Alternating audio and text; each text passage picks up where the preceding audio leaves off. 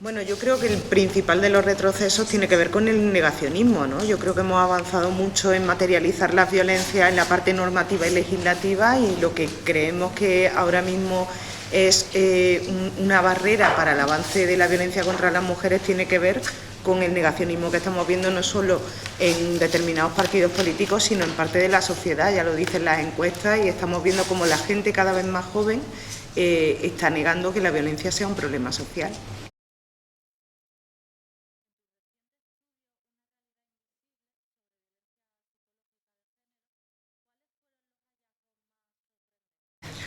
Pues fueron bastantes los hallazgos, porque en esa investigación lo que hicimos era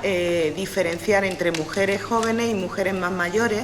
y una de las cosas que nos dimos cuenta es de que las redes sociales sí son un instrumento de violencia continua en las mujeres adolescentes o en las chicas más jóvenes, y sin embargo no nos lo encontrábamos tanto en las más mayores.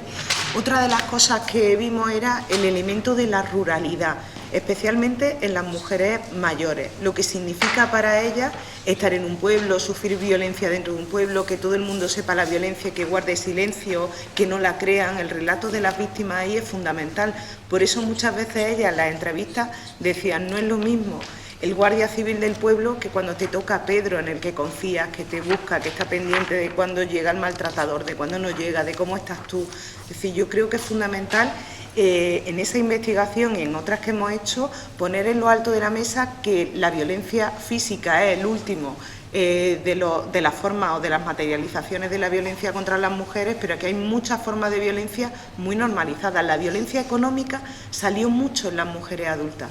en las que habían pasado muchos años con el maltratador, esa violencia de tener que mendigar dinero, y dentro de ese mendigar dinero, como nos decía una en la entrevista, las mujeres no solo tenemos que poner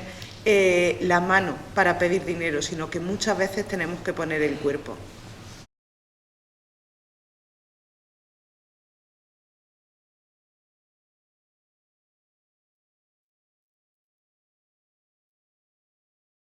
Bueno, yo aquí creo que tenemos, es decir, aquí nos queda muchísimo por investigar, porque cuando estamos detectando un ciberdelito está apareciendo otro, y ahora mismo la inteligencia artificial pues se está convirtiendo en un instrumento también para los agresores. Es decir, ahora mismo hay aplicaciones donde desnudar a las chicas, colgar vídeos que parecen realmente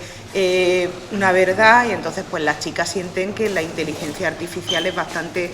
la sitúa en una posición de vulnerabilidad. Y después, en cuanto a la cibermisoginia, pues un poco hablaré de eso, pero nos estamos encontrando pues la pornosocialización, la normalización de determinadas formas de violencia, el silenciamiento de las víctimas, el cuestionamiento de la violencia sexual, los insultos, la hipersexualización, todo este elenco de formas de violencia que estamos viendo muy normalizadas dentro de la etapa adolescente y joven.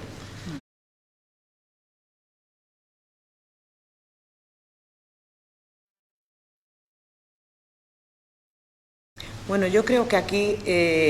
no podemos seguir con charlas de manera puntual. Muchas veces te dicen: ay, ven a mi centro o llena esta sala de adolescentes y le da una charla, ¿no? ¿Cómo vamos a acabar con una cultura patriarcal con 1 hora o 2 horas con adolescentes? Nos queda mucho trabajo, no solo con el profesorado, con las familias, todo el sistema educativo se tiene que impregnar de esa coeducación, y lo que tenemos que hacer, yo creo que hay que volver, ahora yo estoy insistiendo mucho en no dar grandes charlas a grandes grupos, sino ir al grupo pequeño, al grupo clase, debatir, escuchar, reflexionar sobre. El otro día me decían en un grupo de primero de la ESO, me preguntaron, cuando yo estaba hablando de la temática, levantó la mano un crío y me dijo: ¿qué es el machismo? Es que yo no sé qué es el machismo. Entonces tenemos que empezar por cosas que ya nosotras creíamos que ya estaban conseguidas, y yo creo que hay muchas generaciones que vienen y que carecen de esa información, y que las redes sociales lo que están haciendo es enturbiar la teoría feminista y proliferar esa cultura de la violación que sigue estando muy presente.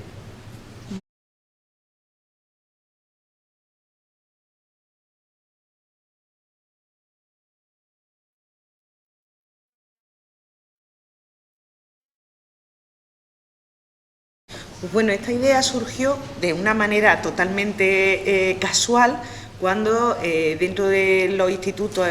yo empecé en el año 99 y iba a algún instituto, y cuando terminaba un taller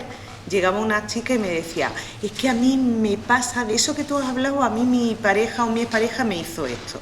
Yo decía, ojo, qué curioso. Llegaba a otro instituto y me decía otra chica en solitario, pues a mí mi pareja me hace que le entregue las contraseñas del móvil, o que le entregue, o que se enfada si visto de determinada manera, me pone careto. Y yo ahí como que iba enlazando, y entonces lo que me contaban en un centro educativo, pues yo lo contaba en otro. Pues puede ser violencia que te hagan esto, esto y esto. Entonces yo veía como las chicas identificaban esas formas de violencia muy fácilmente, que decían, oye, ¿tú cómo sabes todo esto? Y un día en casa iba pensando en todas las historias que me iban contando, y yo dije, oye, pues que están todas como muy entrelazadas, ¿no? Y ahí es donde hice pues la historia de Pepe y Pepa para contársela en cada uno de los institutos donde iba, y es que fue un mecanismo de identificación brutal por parte de las chicas. Recuerdo hace muchísimos años que estaba contando la historia y estábamos muchísimas adolescentes y chicos también, y una chica que estaba de las primeras filas, yo la veía que estaba como todo el rato dando codazos, hablando con las amigas, y yo cuando terminé la charla me acerqué para hablar con ella y con ellos y le dije en concreto a esta chica, oye, ¿qué os ha parecido la historia? ¿Qué pensáis? Dice, oye, maestra, has contado todo lo que le pasa a ella. Entonces ahí yo me di cuenta de que es fundamental, si queremos prevenir en violencias machistas, hablar el lenguaje adolescente y acercarnos a la adolescencia para ver lo que ocurre, porque es muy diferente lo que está pasando en generaciones más adultas que lo que ocurre en la adolescencia. Para prevenir esas violencias hay que acercarse a su realidad y a sus discursos, si no va a ser difícil que identifiquen las violencias porque las ven muy lejanas. Interesante.